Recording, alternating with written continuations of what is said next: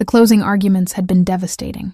Chloe Richardson stood in the conference room as her opponent's face flushed red, watching the jury absorb the final points of evidence she'd meticulously arranged across 3 weeks of testimony. The look in their eyes said everything. They believed her client. The executives didn't expect that outcome. By the time she left Richardson and Associates that evening, the promotion was verbal. Not official yet, but spoken.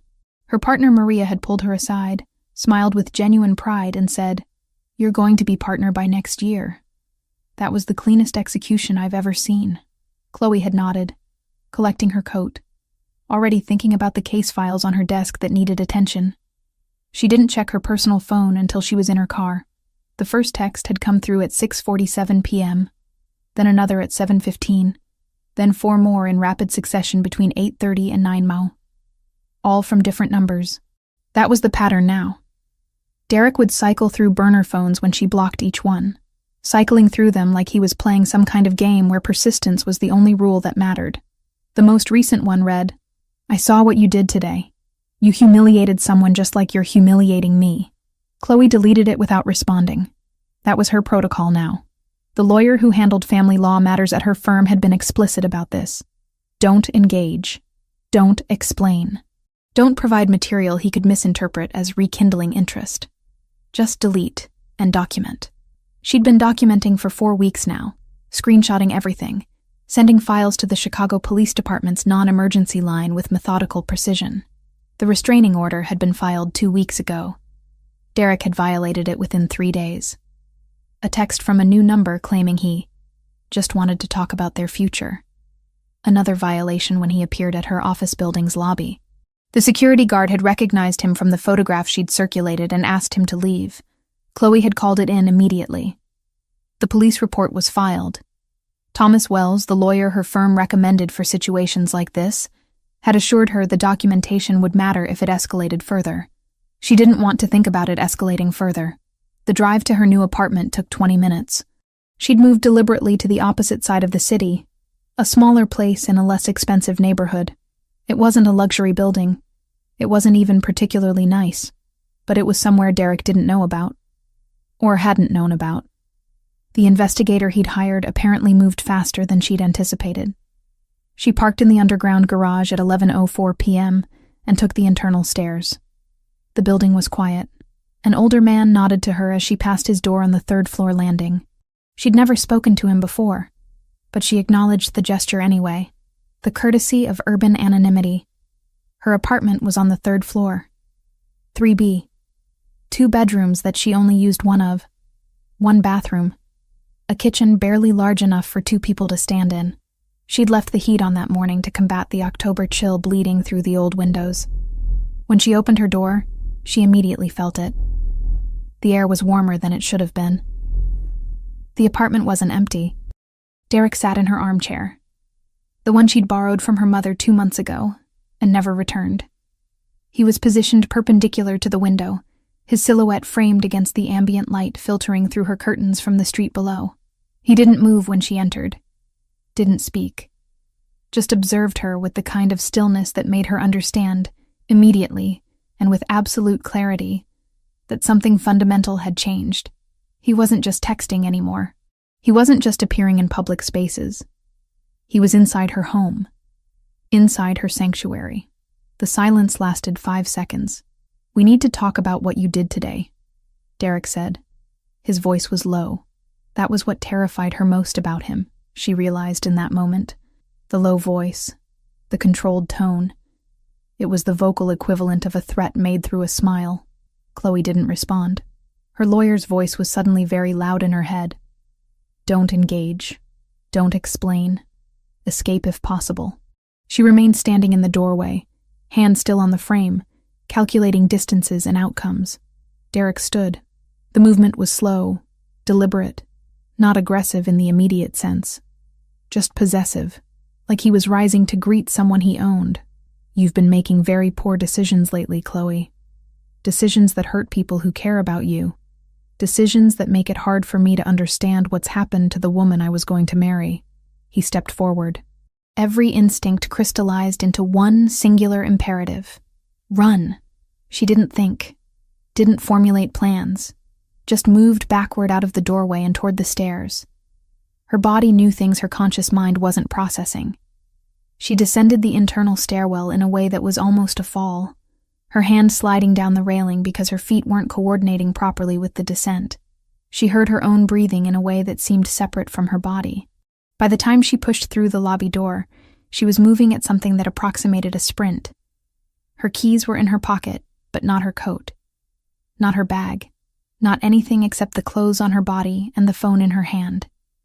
The October night was already cold. By the time she'd run 3 blocks, the temperature had dropped further. There was something in the air that smelled like precipitation. She ran without direction. Without purpose. Just the primal understanding that north meant away, so she kept moving north. Her professional shoes, chosen for courtroom appearances, were inadequate for sustained running on sidewalks. The soles provided no traction. Her dress pants, purchased for appearances, didn't allow her legs to move with full extension. Her perception of the city became fragmented. She knew Chicago, but panic had rewritten her mental map. Streets that should have been familiar became foreign. Blocks that should have oriented her turned into labyrinths. Somewhere around the 4th block, she became aware of a car pulling alongside her trajectory. Her mind processed Derek and his Audi, and the thought generated such a spike of adrenaline that she changed direction abruptly, moving into an alley she barely registered. There was a fence at the end. She could possibly climb it. Should she climb it? The car sound faded. Maybe it wasn't him. Maybe the panic was fabricating threats that didn't exist yet. A different vehicle approached from the opposite direction as she emerged from the alley onto a parallel street. This one slowed. This one stopped. The passenger window descended to reveal a man's face. She couldn't see details. Just silhouette. Just the basic architecture of male features backlit by dashboard illumination. She almost attacked him. Some part of her mind recognized this before her body engaged in violence. The man's voice cut through the fog. "You're going to give yourself a coronary running like that." The accent was Italian, or close to it. Not Derek. Definitely not Derek. She recognized that much. The voice was lower. Older, maybe. Controlled in a way that Derek's voice could never achieve because Derek's control was performative. This control was fundamental. "Get in the car," Franco Grimaldi said. "You're shaking like you've seen a ghost." She almost refused. Every neural pathway her brain had built over the past 4 weeks screamed not to trust anyone, not to enter vehicles, not to accept proximity from men she didn't know. But the alternative was continuing to run, and her legs were beginning to register the demand she'd placed on them. The cold had moved from abstract environmental factor to physical penetration. Her breath was becoming difficult to regulate. She entered the car. Franco didn't ask questions, didn't demand explanations, just drove. The restaurant appeared about 15 minutes later. Stellamare. She'd never been there before. She'd heard about it through professional circles, but it wasn't a place where associates like her went. It was too expensive. Too exclusive. The kind of establishment where the waiters knew the clientele by name, and the prices weren't printed on menus you were given. He guided her through the service entrance, past a kitchen where people were conducting cleaning protocols for the evening, past storage areas that smelled like wine and garlic and history, to a room at the back. Small, sparse. A bed, a sink, a window that looked into brick. "You can sleep here tonight," Franco said. "No one's going to find you. I have guards, I have cameras, I have people who notice things." He left before she could formulate a response. Chloe sat on the bed and began to understand, through the slowly receding adrenaline, that her life had just fundamentally changed course. Not improved, not worsened, just altered in a direction that she couldn't yet process.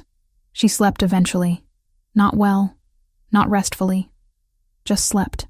While she did, Franco Grimaldi conducted research. The name Derek Collins meant something to people in certain circles. His father had been a decorated police officer. His mother had died when he was young. He'd grown up in a household where authority was language and isolation was treatment. By all accounts, Derek had inherited both. His professional record was clean. His personal record was not. Franco found evidence of 3 previous relationships that had ended similarly. Women who described Derek as controlling. Women who used words like obsessive and manipulative when recounting interactions with him after breakups. None of them had pursued legal action. That suggested fear, or insufficient resources, or both. Franco made a phone call at 2:47 a.m. His lawyer answered on the second ring because Franco's lawyers always answered when he called, regardless of the hour. "There's a situation," Franco said. "A woman staying with me tonight. Her ex has developed an interest in her that isn't reciprocated. His name is Derek Collins. I need you to understand the scope of his behavior and whether it creates complications for me." Thomas Wells listened. When Franco finished the summary, Wells said, "The restraining order suggests she's taking this seriously. The fact that he violated it suggests he's not taking it seriously enough to care about legal consequences. That's the dangerous kind of obsession. Can I make it worse by providing her sanctuary? Potentially.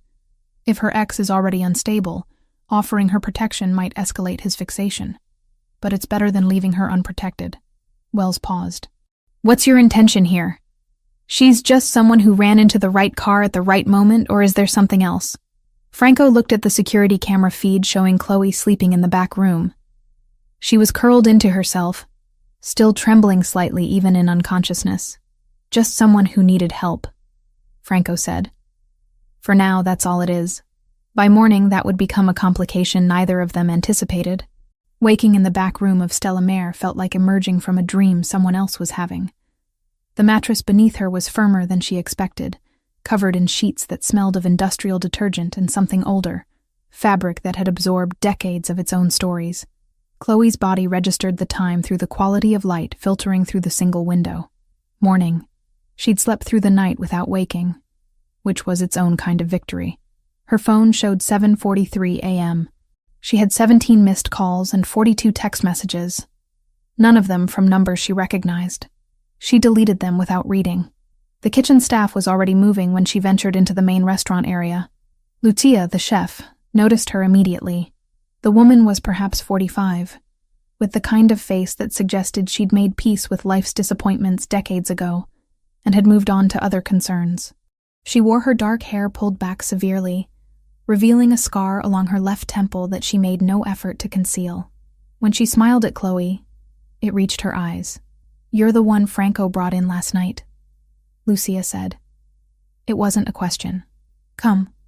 You look like someone who doesn't eat properly." Chloe followed her into the kitchen. The offer of food was simultaneously comforting and anxiety-inducing. Accepting meant acknowledging that she might stay.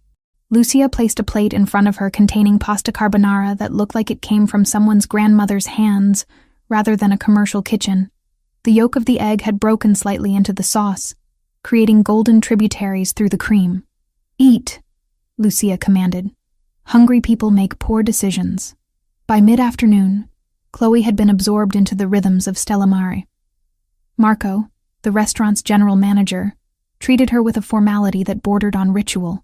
He brought her coffee at exactly 3 o'clock, prepared precisely as she'd made it for herself in her apartment. Double espresso. Warm milk. No sugar. The fact that he'd observed her preferences closely enough to replicate them without instruction suggested something about the information networks that existed within these walls. Nothing happened at Stella Mare without multiple people noticing. Lucia pulled her into the kitchen again around 6. The evening service hadn't started yet, but the preparation was already underway. Fresh pasta lay in sheets across cloth-covered tables. Lucia began to teach her the technique for making traditional Napolitana sauce. The way garlic needed to be sliced thin enough to be almost transparent. How long the tomatoes could cook before the flavor began to deteriorate rather than concentrate. The precise moment when anchovies should be added, so they dissolved into the sauce, rather than remaining as distinct objects. "Most people think cooking is about the final product," Lucia said, her hands moving with practiced efficiency. "It's actually about understanding change. You're not creating food, you're controlling transformation. Nothing stays the way it begins." The observation seemed to apply to more than just sauce. By the end of the first week, Chloe had stopped checking the door every time it opened, though she remained hyper-aware of who entered. By the second week, she'd begun to recognize regulars. the businessman who ordered the same wine every Thursday, the couple who sat in the corner booth and spoke barely 3 words to each other during entire meals, the younger man in expensive suits who observed the room more than he ate his food. It was during the second week that Franco noticed her competence in ways that extended beyond survival instinct. He'd been reviewing contracts in his office when he called her in. The space was smaller than she'd imagined, functional rather than luxurious. A desk of dark wood, a chair that looked like it cost more than her monthly rent, walls lined with books in multiple languages. "Sit," Franco said. He placed a document in front of her. "This is a franchise agreement. Tell me what you see that concerns you." Chloe spent 4 hours reading. She made notes. She circled clauses. She wrote queries in the margins. By the time she finished, she'd identified a series of legal vulnerabilities that would have cost Franco approximately $47,000 in unfavorable terms within the first 5 years of the contract. She showed him her work. She explained her reasoning. She didn't apologize for finding problems. Franco listened. Then he accepted every single recommendation. After that, he began to involve her in other matters. Not operational decisions. Contracts. Regulatory interpretations. The internal legal architecture of a business that appeared legitimate on its surface. Chloe found herself moving through the restaurant and the rooms above it, beginning to understand how institutions functioned when their actual mechanisms were deliberately obscured from public view. One evening, while reviewing documentation for a property acquisition, Chloe asked him directly, "Are you trying to determine whether I'm reliable or whether I'm a threat?" Franco looked up from his own papers. For a moment, he didn't respond. Then something that resembled genuine amusement crossed his features. He laughed. Not a sound she'd heard from him before. It was brief, controlled, but unmistakably present. "I'm trying to determine whether you're intelligent enough to be around me," he said. "The answer is yes." On the 12th day, Derek appeared at the restaurant's entrance. Marco intercepted him before he could progress more than 3 steps past the host stand. The conversation wasn't violent, but it was decisive. Derek left. Not without leaving something behind, though. A note on the bar addressed to Chloe. Franco found it first and read it before deciding whether to show it to her. The message was brief. "You owe me an explanation." Franco called Thomas Wells that evening. "The situation is escalating," he said. "He's moved from communication to location surveillance. He knows where she is now. He'll likely try to leverage that knowledge," Wells responded. "Either through legal channels or through persistence. If she has representation..." "She doesn't," Franco said. "She needs it." During the 3rd week, a man began appearing in the restaurant with the regularity of someone conducting reconnaissance. He was forgettable in appearance, which was precisely the point. He ordered different wines. He ate different dishes. He observed. He never approached anyone. He never made notes. He simply existed in the space and cataloged whatever his presence allowed him to gather. Franco noticed him on the 2nd visit. Chloe noticed him on the 3rd. When she mentioned it to Franco, he confirmed what she already suspected. Esposito. He has people everywhere. Has for years. It's not personal. It's infrastructure. "Then I'm a problem for you," Chloe said. The statement was practical rather than emotional. "My presence here creates complications." Franco considered this. "Yes, but problems that exist are easier to manage than problems you don't know about." By the end of her 2nd week at Stella Mare, Chloe had begun to process something she hadn't anticipated. The violence that surrounded this place, the careful surveillance, the coded conversations she overheard between Franco and his associates, the way security operated through seamless invisibility rather than obvious force, didn't terrify her the way Derek's emotional manipulation had. Clarity, even when it involved danger, felt like a kind of honesty. She'd spent 3 years with a man whose control was disguised as affection. Franco's presence was what it was. No pretense, no gaslighting, no performance designed to make her question her own perception. Understanding that distinction changed something fundamental about how she moved through the days. 3 weeks into her unplanned residency at Stella Mare, Chloe had learned to distinguish between types of silence. The silence of the restaurant during closing procedures was different from the silence of the back office during afternoon hours. The silence of Franco's presence was different from the silence of his absence. She could navigate these distinctions now the way other people navigated streets they'd lived on for years. The silence at 3:47 a.m. was unprecedented. She couldn't sleep again. Insomnia had become a familiar companion, the kind that visited her when her nervous system registered safety and no longer required hypervigilance to sustain itself. Paradoxically, the absence of threat had made rest impossible. Her body had spent 3 years in a state of managed alarm. Now it didn't know how to decompress. She moved through the darkened kitchen toward the front of the restaurant, thinking about making tea. That's when she heard the sound. Not loud. Not a crash or a shout. Just the subtle auditory signature of someone moving through space while trying not to be heard. She froze. Her legal training collided with her survival instinct. The rational part of her brain processed that Franco had guards. He had security protocols. Whatever was happening was either authorized, or she was about to discover how unprepared she was for the reality of living within the infrastructure of organized crime. The figure that emerged from the corridor was Franco. What registered first was the damage. His shirt, one of the custom-tailored ones she'd observed him wear during business meetings, was torn along the left side. Blood had saturated the fabric from sternum to waist. Not a delicate amount. Not something that could be dismissed as a minor injury. The wound underneath suggested that something had passed through his body at high velocity and emerged carrying pieces of him with it. Every professional composure Chloe had cultivated dissolved into primal panic. She made a sound, not a word, just an exhaled realization of what she was observing. Franco looked at her with an expression that contained no fear, no pain, just acknowledgement of her presence. "Don't scream," he said. The instruction was unnecessary. Screaming had ceased to be an option the moment her brain processed the gravity of the injury. "You're bleeding," she said.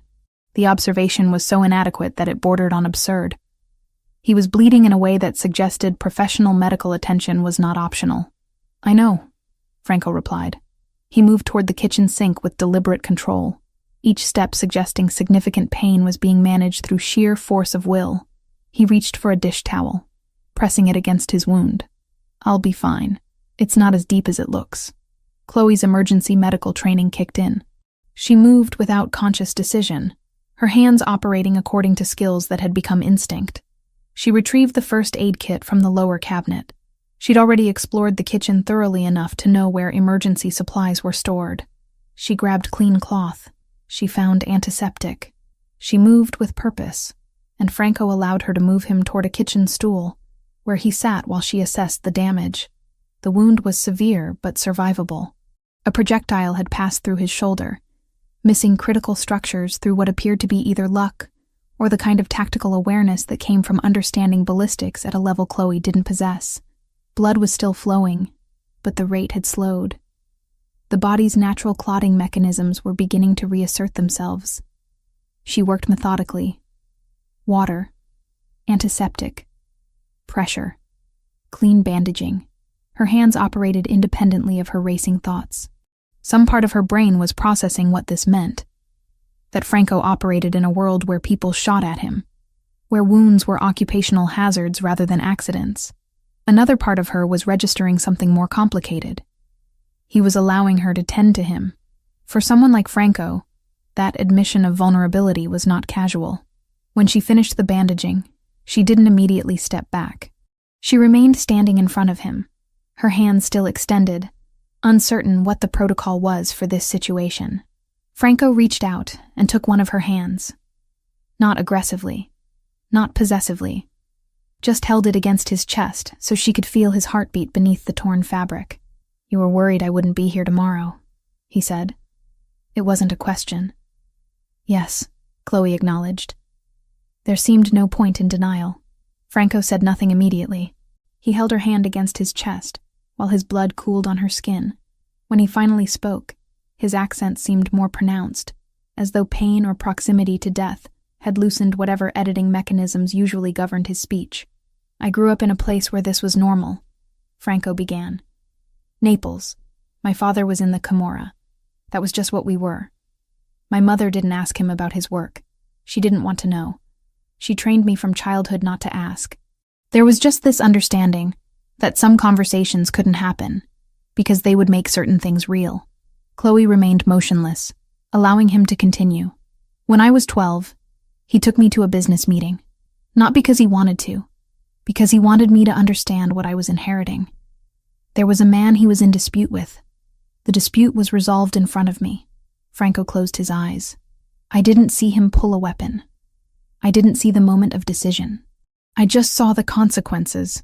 And my father told me afterward that crying was weakness, and weakness was death. That's where I learned that vulnerability is the thing that kills you. The confession seemed to cost him something. The muscles along his jaw tightened.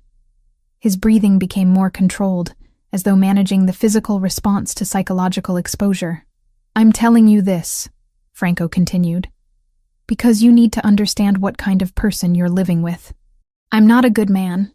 I'm a man who exists outside the usual architecture of ethics. Because the usual architecture doesn't apply to people like me. Chloe found her voice. Why are you telling me this? Because you deserve honesty about what this is. What I am.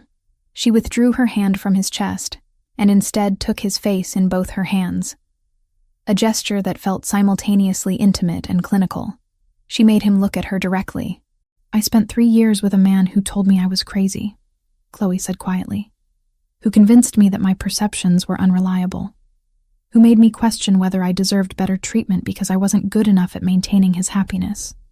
You're telling me you're dangerous. You're telling me you operate outside normal ethics. At least you're being honest about it. At least you're not pretending that your violence is love. The weight of that comparison seemed to register. Franco's expression shifted in a way she couldn't quite categorize. Not relief, not absolution, just some recognition of parallel damage. The conversation continued through the remainder of the night.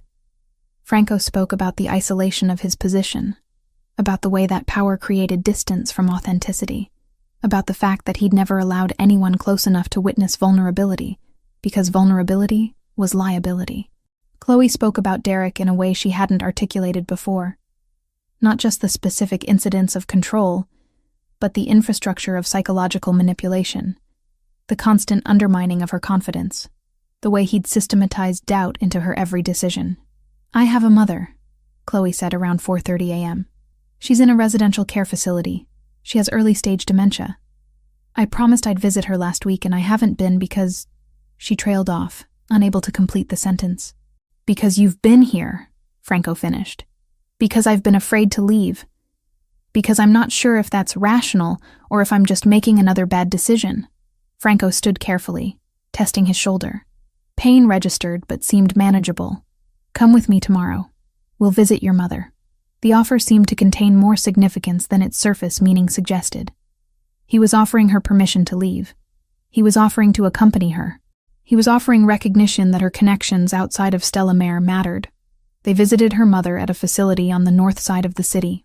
Margaret Richardson was 73 and increasingly present in the past.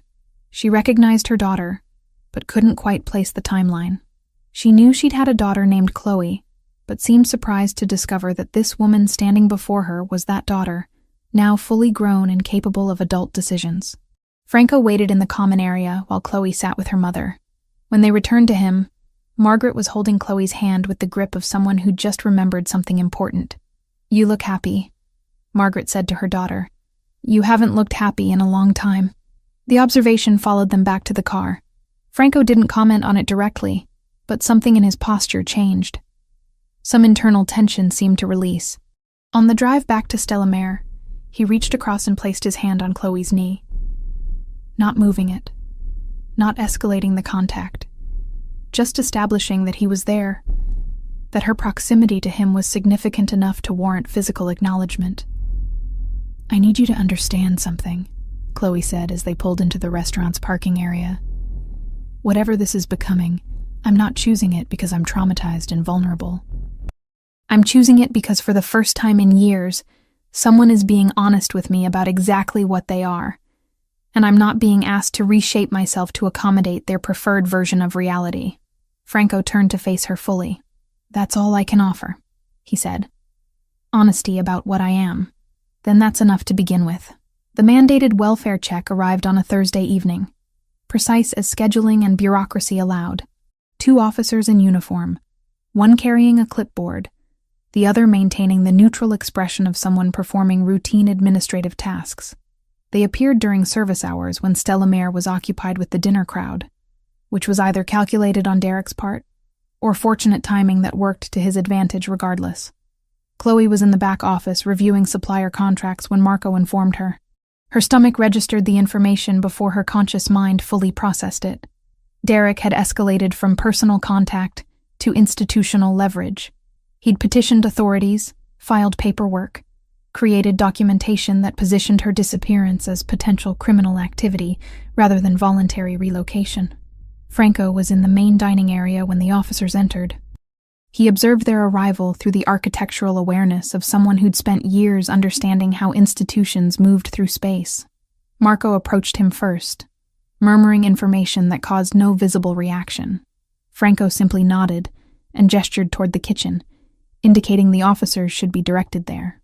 Chloe emerged from the back office to find 2 uniformed representatives of the Chicago Police Department standing in her employer's restaurant. The first officer, a woman perhaps 50 years old with the posture of someone who'd seen enough human deception to maintain perpetual skepticism, extended her identification. "We're here for a welfare check. Are you Chloe Richardson?" The question wasn't hostile. It was procedural. That somehow made it worse. Procedure implied that Derek had successfully navigated institutional channels, that he'd created a narrative compelling enough to warrant official investigation. "I am," Chloe confirmed. She didn't offer additional information. Her legal training remained functional despite the spike of adrenaline. "Your emergency contact reported that he hasn't been able to reach you for several weeks and expressed concern about your well-being. We're conducting a routine verification that you're here of your own volition and not being retained against your wishes." The specific phrasing was interesting. Derek had used language that suggested captivity, that framed Franco's sanctuary as something approaching imprisonment. Chloe understood immediately what narrative had been constructed. She was a vulnerable woman. Franco was a criminal element. The intersection was naturally suspicious. "I'm here voluntarily," Chloe stated. Her voice remained controlled, modulated to project competence rather than defensiveness.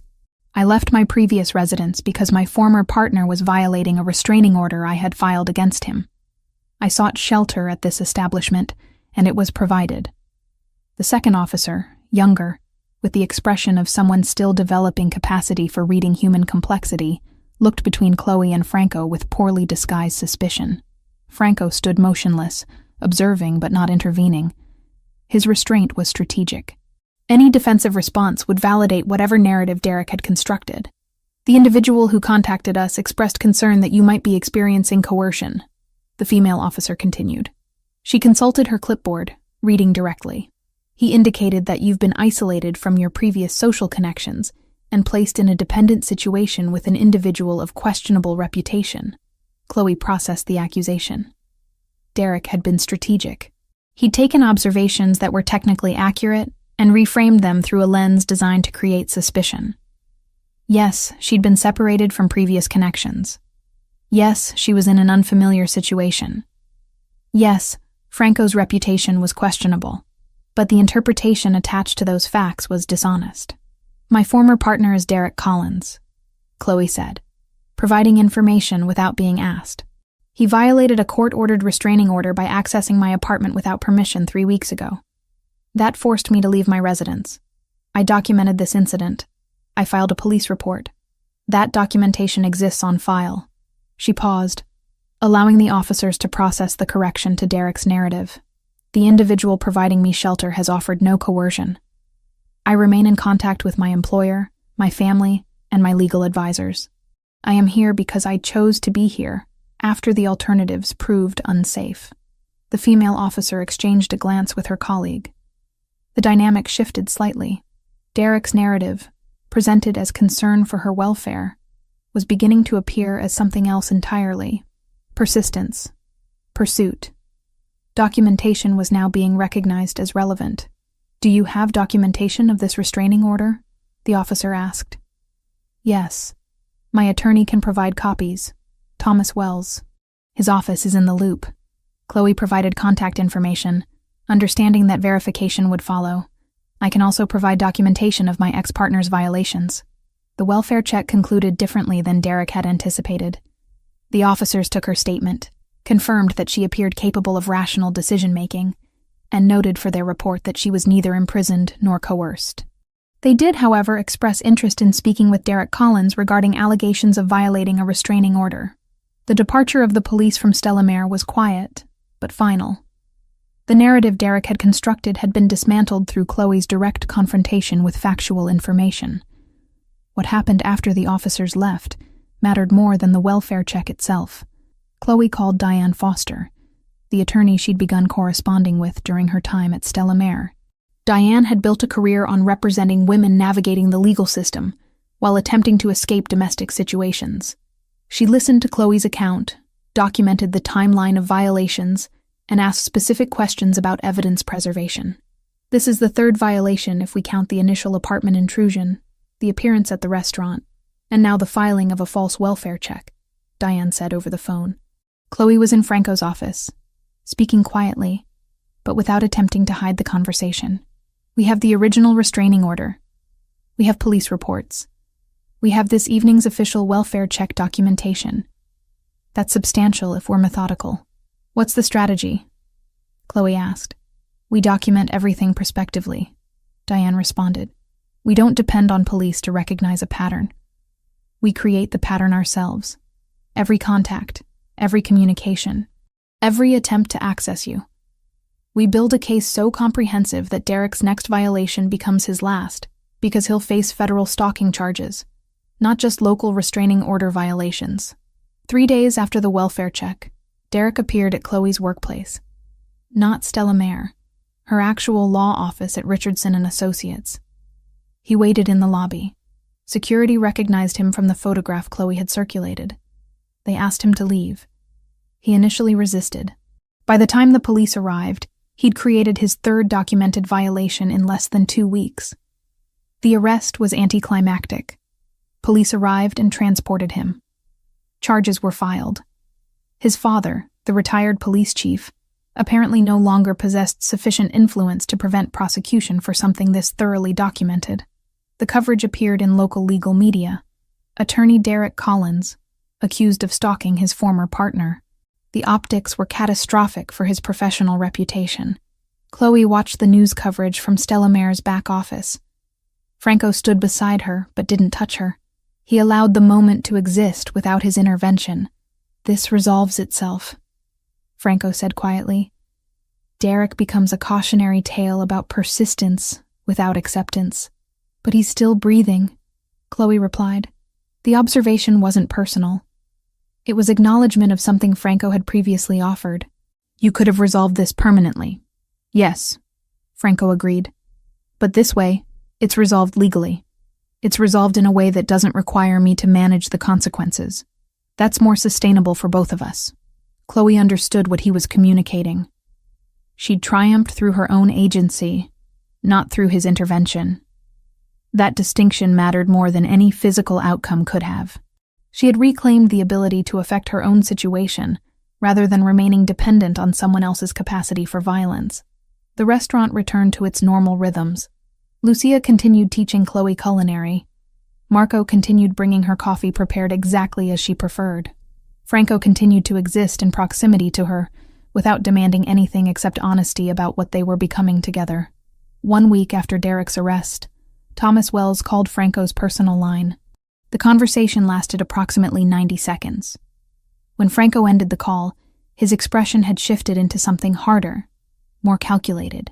He'd received information that fundamentally altered the trajectory they'd been on, and Chloe recognized immediately that whatever had been communicated had consequences.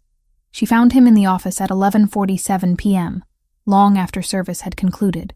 The restaurant below was in that liminal state between operating and closed, staff performing final cleaning protocols while the building gradually transitioned from public to private space. Franco stood at the window overlooking the street, his hand resting against the glass. Esposito was planning something, Franco said without preamble.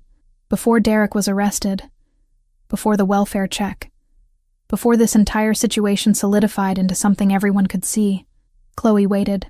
She'd learned that Franco spoke in layers, that understanding required allowing him to develop information, rather than interrupting with questions. He wanted you, Franco continued. Not for anything specific, just as leverage. The plan was sequestration. Take you. Force negotiation. Create a situation where I had to choose between territorial concession and your safety. The statement hung between them like exposure. 3 days was the planned timeline. 3 days after Derek was arrested, Esposito's people were positioned to execute retrieval. The investigation had been ongoing for weeks, but confirmation only arrived after the immediate threat had passed. Information architecture, Thomas had explained, sometimes revealed threats only after they became irrelevant. Chloe processed the information through layers of implication. You knew, she said. It wasn't accusation. It was recognition of a specific type of deception. I suspected. I had investigators confirming. I didn't know the timeline with certainty until after it had already passed. And you didn't tell me. Franco turned from the window to face her directly. You were managing Derek. You didn't need additional threat scenarios complicating the situation.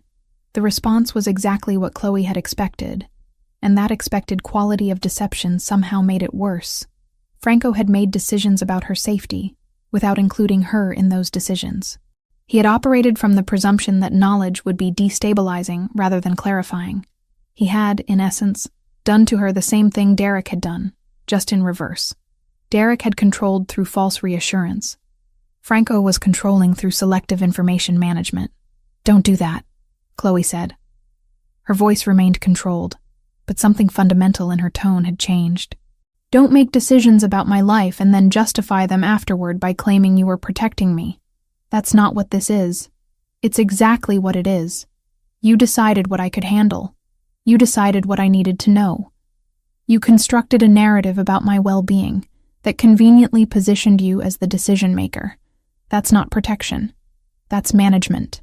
The accusation was fair, and Franco recognized it. He didn't attempt immediate justification. Instead, he acknowledged the hit. You're right. I didn't leave one controlling relationship to enter another.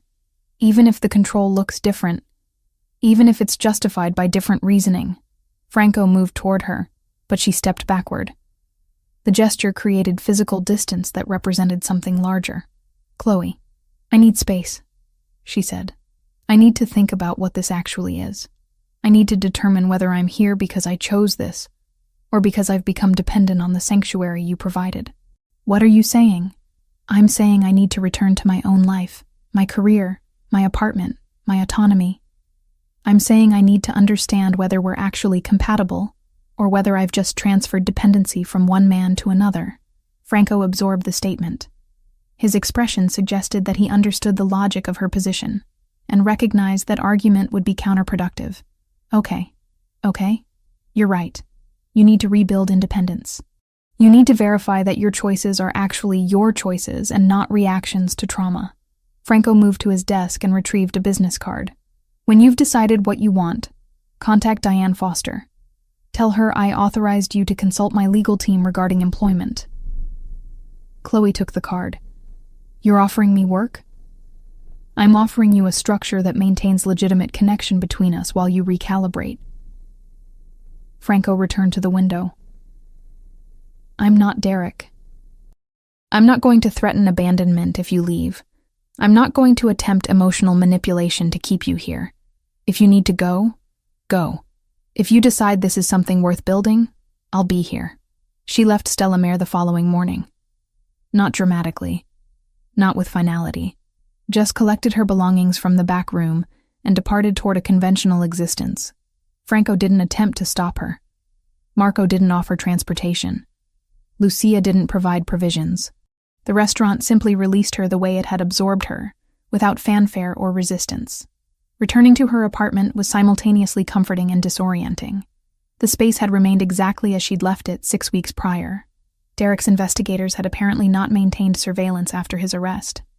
The environment felt frozen in the moment she'd escaped from it. She spent the first evening simply existing in the space, reacquainting herself with the geography of independent living. Work resumed the following Monday. Richardson and Associates welcomed her return with a combination of professional relief and barely concealed curiosity. Maria, her partner, didn't ask directly where she'd been, but the invitation to discuss her absence hung in every conversation. Chloe provided minimal information. Family matter. Resolved. Ready to continue. The standard professional deflection that prevented unnecessary elaboration. 3 days into her return to the office, Diane Foster appeared in her lunch hour. They met at a cafe neutral enough to be impersonal. Diane brought with her the documentation of Derek's violations. The case was proceeding. Charges would move forward. The prosecutor's office had determined sufficient evidence existed to proceed with criminal stalking prosecution. Your ex-partner's behavior established a pattern, Diane explained, sliding documents across the table.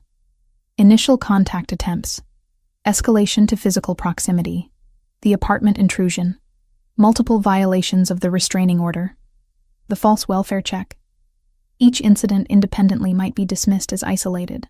Collectively, they constitute systematic harassment. What's the timeline? Court date in January. He'll likely take a plea rather than proceed to trial. The evidence is comprehensive enough that conviction would be nearly assured. Chloe studied the documentation. Her own legal training allowed her to follow the architecture of the case. It was solid. Derek's behavior, documented through police reports and official channels, created a narrative that legal system could recognize and process.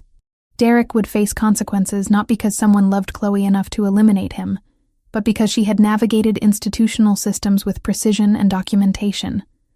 That distinction felt important. By the 4th week of her return to independent existence, the acute discomfort of separation had begun to transition into something more sustainable. She'd successfully re-established her professional identity. She'd begun corresponding with law school colleague regarding partnership opportunities in a firm focused on domestic law specialization. She'd visited her mother twice, and the relationship had begun a subtle recalibration towards something healthier. But she also called Diane with a question that had been developing for weeks. If I wanted to consult for someone regarding legitimate business operations, Chloe began carefully, how would that be structured to maintain professional distance? Diane understood immediately what was being asked. You mean Franco Grimaldi? I mean consulting work that maintains standard legal client confidentiality and professional boundaries. Work that allows separation between personal and professional relationships while still maintaining connection. It would be structured identically to consulting with any other client. Retainer agreement, scope of services, clear delineation of responsibilities, standard legal framework. Would it be problematic given my previous relationship to the client? Diane considered this. Professionally? No. Ethically? Only if the terms aren't transparent. As long as you're clear about the nature of the relationship and maintain professional standards, it's functional. 2 weeks later, Chloe contacted Franco for the first time since leaving Stella Mare. The communication was formal, professional. She proposed a consulting arrangement regarding legal infrastructure for his legitimate restaurant operations. Scope of work, retainer structure, clear limitations. Franco responded through Thomas Wells with acceptance of her terms. The professional relationship was established before any personal relationship could resume. They were no longer simply two damaged people finding refuge in proximity. They were a client and a consultant who recognized that professional frameworks could contain whatever personal elements might develop between them. Their first formal meeting occurred in Franco's office. He sat behind his desk. She sat across from it. They reviewed documentation regarding supplier agreements and regulatory compliance. The professional distance felt artificial at first, then gradually became the architecture that allowed them to interact without the complications of power imbalance. Thank you, Franco said when the meeting concluded. They remained seated in their respective positions, maintaining the formal structure. For giving this a chance, for being willing to rebuild this differently. Chloe recognized that he was acknowledging more than just professional consultation. I needed to understand whether I was capable of making independent decisions. I needed to verify that my choices were actually mine. And are they? I'm choosing to be here, Chloe responded. That's different from being dependent on being here. It's different from being unable to leave. I'm making this choice consciously, and that changes what it is. Franco nodded, accepting the distinction. The consulting relationship would become the framework through which they rebuilt whatever was developing between them. Professional boundary, personal connection, both operating simultaneously, each validating the other's authenticity. 3 months into her return to Richardson and Associates, Chloe had successfully archived the version of herself that had existed before Derek and before Stella Mayer. Not erased. Archived. The distinction mattered. Those experiences had restructured her understanding of agency, of vulnerability, of what commitment could mean when both parties operated from honesty rather than manipulation. The promotion came quietly, announced during a Friday afternoon meeting with Maria and the third partner, Thomas Richardson. Not the same Thomas Wells who worked with Franco, though the coincidence of names had created its own internal humor. The offer was solid. Partnership track within 18 months. Significant salary increase. Autonomy over case selection within the domestic law specialization she'd begun developing. "You understand what this represents," Maria said when the meeting concluded. "You're no longer just competent. You're proving you can rebuild after significant disruption. That's a different quality entirely." Chloe understood. Competence was technical. Resilience was character. Her consulting work for Franco remained structurally separate from her primary practice, yet increasingly woven through her professional identity. Every Monday and Thursday afternoon, she conducted legal review of Stella Mayer's operational documents, contract analysis, regulatory compliance, the architecture of legitimacy that Franco was gradually solidifying around his restaurant operations. The work itself was unremarkable, standard legal consulting, but the framework it provided allowed them to maintain proximity without the complications that had emerged during her full-time residency. Diane Foster had begun appearing at Stella Mayer with increasing frequency, not as Franco's associate, but as Chloe's colleague. They'd expanded their professional relationship into formal partnership regarding cases of women navigating domestic law issues. Diane brought resources and strategic thinking. Chloe brought Franco's resources, carefully cordoned from the cases themselves, but available when institutional barriers required creative solutions. "Your boyfriend is useful," Diane observed during a Thursday afternoon consultation at the restaurant. They were reviewing a case file regarding a woman seeking custody while escaping an abusive marriage. "He's not my boyfriend," Chloe corrected, though the correction felt increasingly incomplete. "Whatever institutional configuration you've created, it's effective." Diane set the case file down. "That woman's husband has significant financial resources and questionable ethics. Franco's institutional knowledge regarding asset concealment will help us identify where he's hiding money for purposes of spousal support calculation." Chloe recognized what was happening. Franco had become an asset to her professional capability, not because she required rescue, but because his particular expertise supplemented her legal strategy. The power dynamic had inverted completely from its initial configuration. She wasn't dependent. She was leveraging. Derek's criminal case proceeded through the court system with the velocity of comprehensive documentation. In January, nearly 5 months after his arrest, sentencing occurred. 12 months of incarceration. 3 years of probation. Restraining order made permanent. The judge, a woman approximately 70, who'd clearly heard variations of Derek's narrative before, expressed explicit skepticism regarding his characterization of events. "The evidence presented suggests systematic harassment conducted with apparent disregard for legal constraint," the judge stated in her written decision.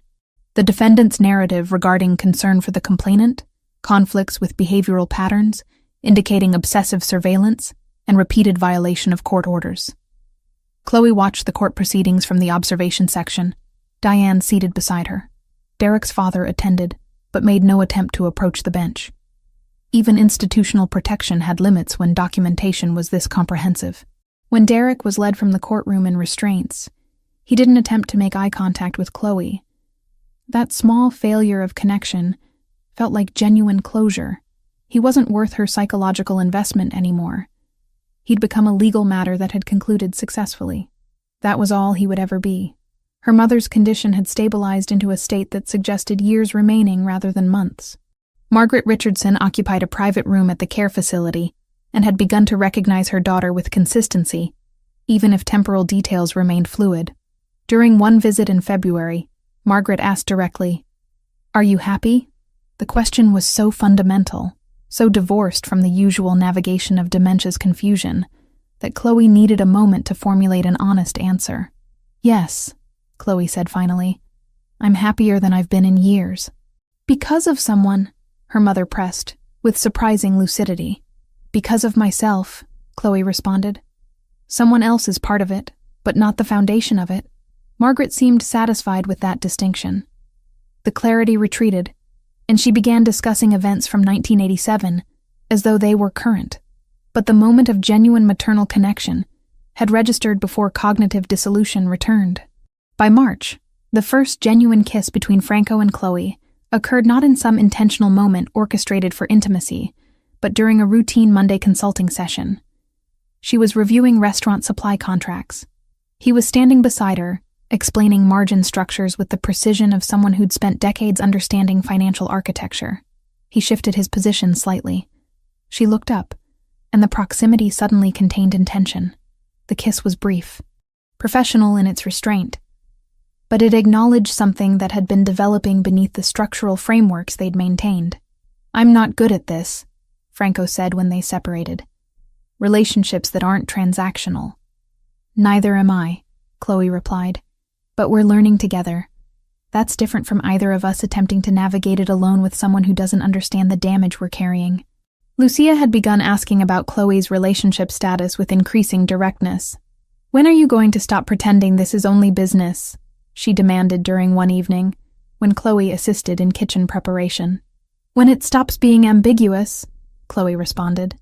It stopped being ambiguous months ago. You're just refusing to articulate it. Marco remained present in Chloe's professional ecosystem as well. He'd begun providing security coordination when she worked late at the restaurant.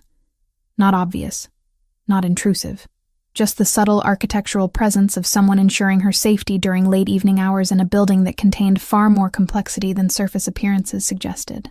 By late March, Chloe had achieved something she hadn't anticipated during those first desperate weeks at Stellamere. She'd become genuinely autonomous.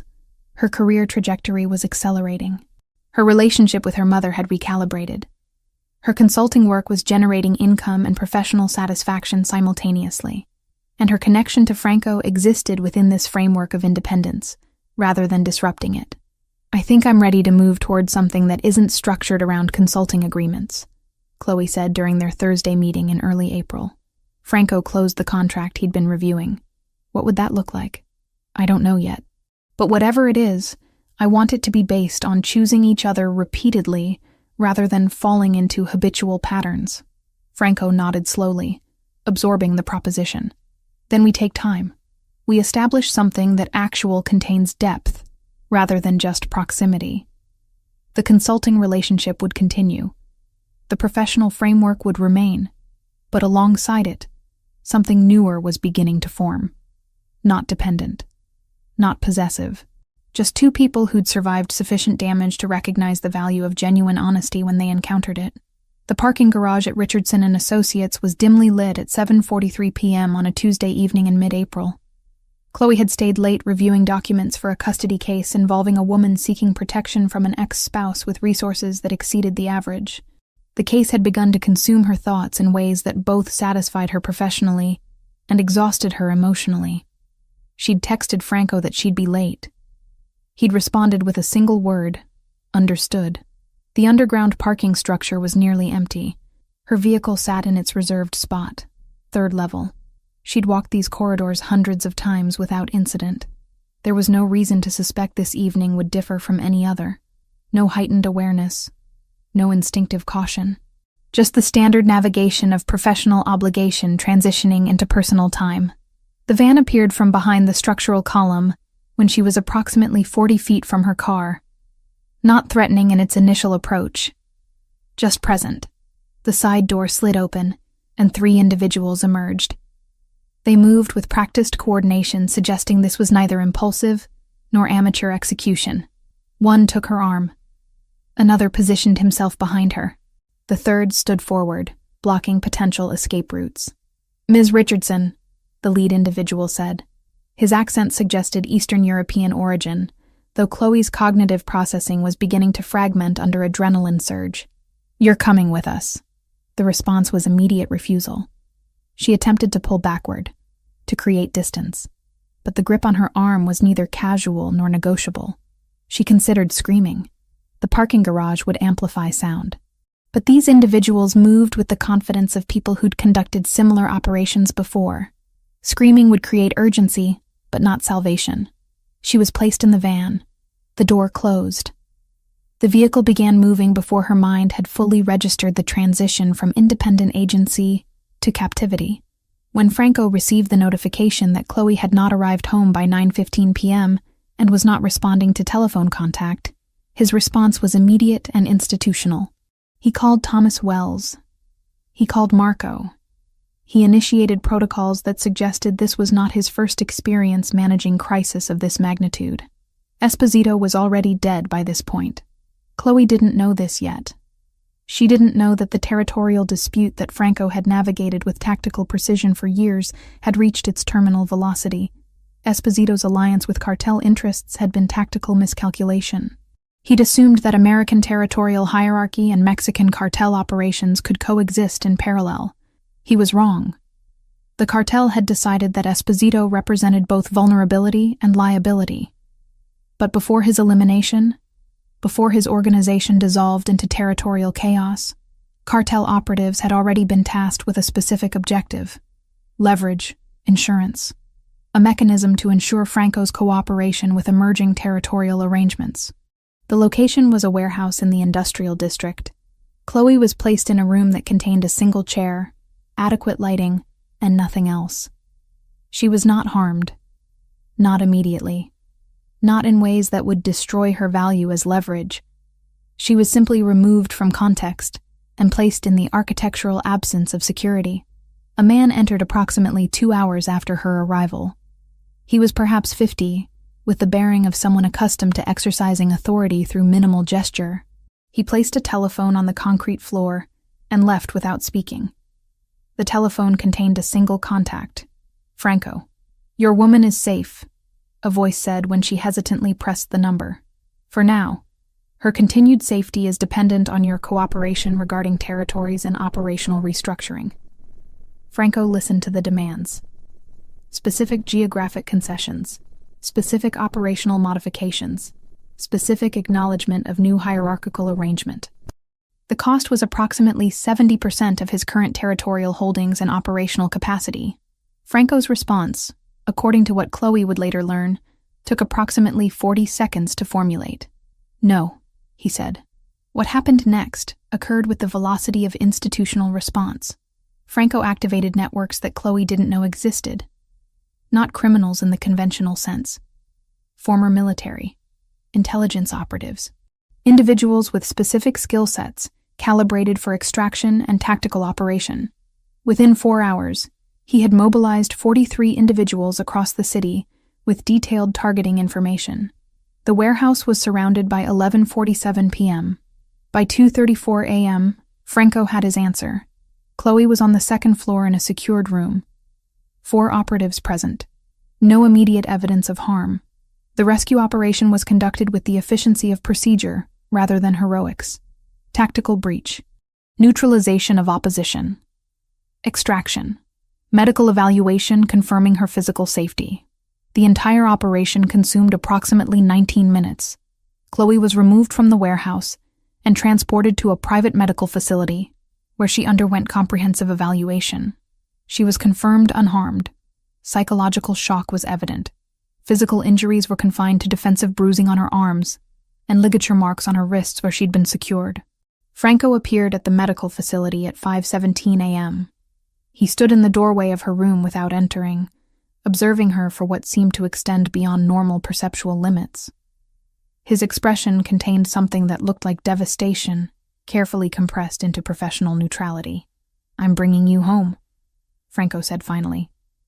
But he didn't. Not to his own location. Instead, he transported her to the apartment she'd rented during her months of independence. He placed her in her own bed. He left a security detail outside her door. He departed without remaining. For 3 days, Franco didn't contact her. The absence created its own form of trauma. Chloe understood what was happening. He was frightened. Not of external threat, of himself, of the patterns that his protective impulse might generate, of repeating the infrastructure of control that she'd explicitly rejected. She called him on the fourth day. "I know why you're avoiding me," Chloe said when he answered.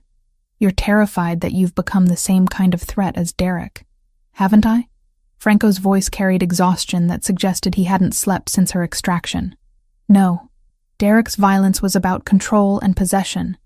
Your violence was about rescue. The intention was fundamentally different. The outcome was the same. I removed your agency. You removed me from immediate danger, using whatever tools were available to you. That's not the same as systematically undermining my autonomy." Franco remained silent. "I saw what you had to do," Chloe continued. "I saw the networks you activated. I saw how many people moved because you commanded it. I understand now exactly who you are and what you're capable of, and I'm choosing to be here anyway. That's the difference between choice and coercion." Franco appeared at her apartment that evening. He didn't touch her. He simply existed in proximity while she processed what had occurred and what it meant for their future configuration. The cartel's demand had been refused. Esposito had been eliminated by his own allies. The territorial reorganization that had been threatened never materialized.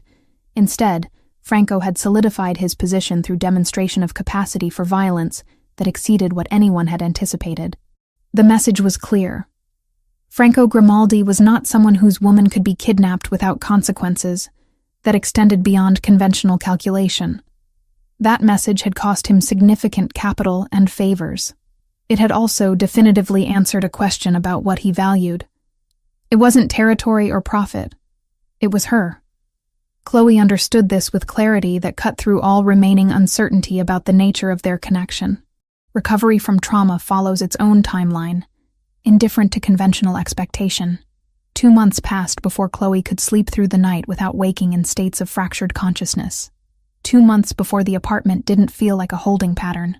2 months before she recognized that Franco's deliberate distance, maintained through those weeks of her rebuilding, was its own form of respect. She initiated contact on a Thursday afternoon in June.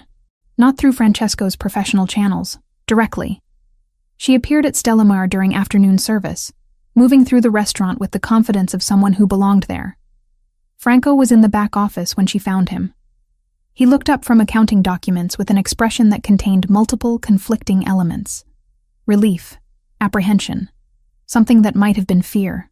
"I've been thinking about what you said," Chloe began without preamble, "about being frightened of healthy relationships.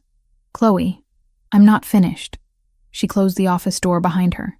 "You were afraid that your rescue of me would replicate the pattern of control, that your capacity for violence would become justification for possession. I understand that fear, because I have it too. I'm terrified that I'm damaged enough to accept something unhealthy and rationalize it as growth. I'm terrified that my judgment is compromised by trauma." Franco remained motionless. "But avoiding each other because we're both afraid doesn't resolve the fear," Chloe continued. "It just extends it. What resolves fear is actually choosing each other repeatedly, while maintaining awareness of our capacity to cause harm. That's terrifying," Franco said. "Yes, but it's also the only pathway to something genuine." Franco stood from his desk and moved toward her. He didn't attempt to touch her, just positioned himself in her space with the careful deliberation of someone asking permission through proximity. "I love you," he said. The words seemed to cost him something. "I have since the moment you stopped running long enough to recognize I wasn't Derek." Chloe felt something in her chest recalibrate. Not metaphorically, physically. The sensation of defensive structures recognizing they were no longer necessary. "I love you too," she responded, "but I need something from you." "Anything. Don't promise me anything. Don't tell me you'll change or that this will be easy. Just promise me you'll be honest about what you are and what this costs." Franco's expression shifted into something that resembled genuine relief. "I can do that." What emerged over the subsequent months wasn't dramatic transformation. It was gradual reconfiguration. Franco began the process of transitioning his operations toward legitimate infrastructure. Not abandonment of criminal enterprise, but systematic conversion of revenue streams into business models that could withstand scrutiny. Chloe's legal expertise became central to this process. 5 years was the proposed timeline.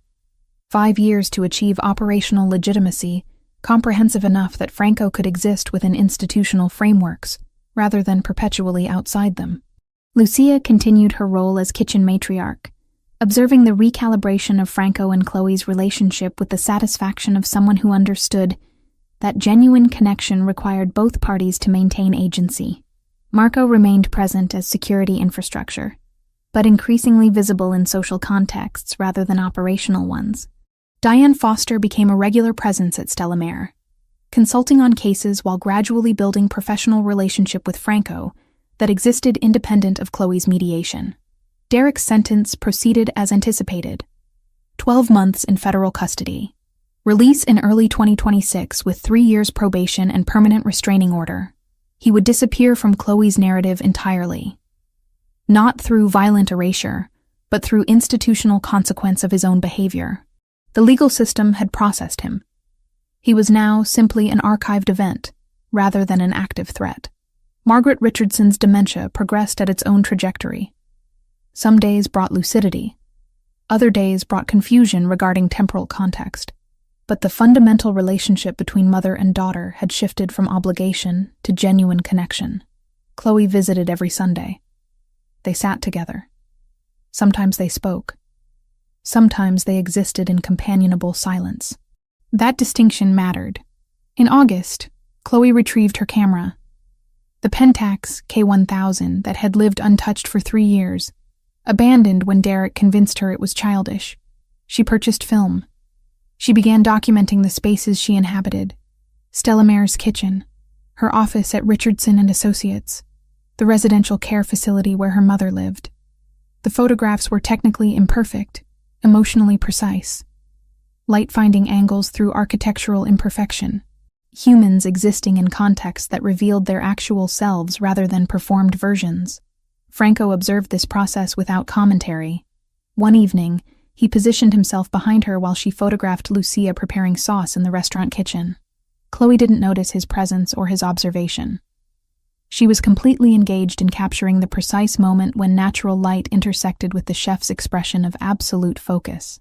When she finally became aware that Franco stood behind her, she turned to find him holding his own camera. A professional-grade device, expensive enough to suggest someone had conducted research regarding specific specifications. "I've been photographing you," Franco said simply. "When you're unaware, when you're completely yourself." He showed her the images.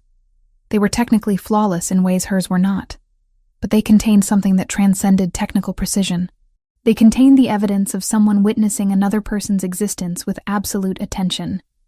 In each photograph, she appeared real, not posed, not defended, simply alive in the moment. "I want to show these," Franco said, publicly, "but not without your permission."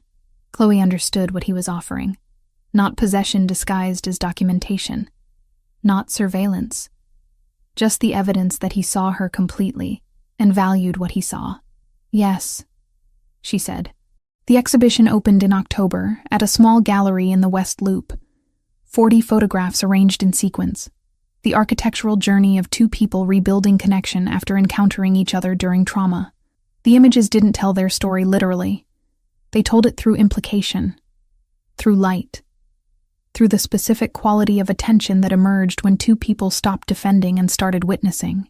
The opening night attendance included legal colleagues, restaurant staff, and institutional figures who rarely encountered Franco outside of contextual necessity.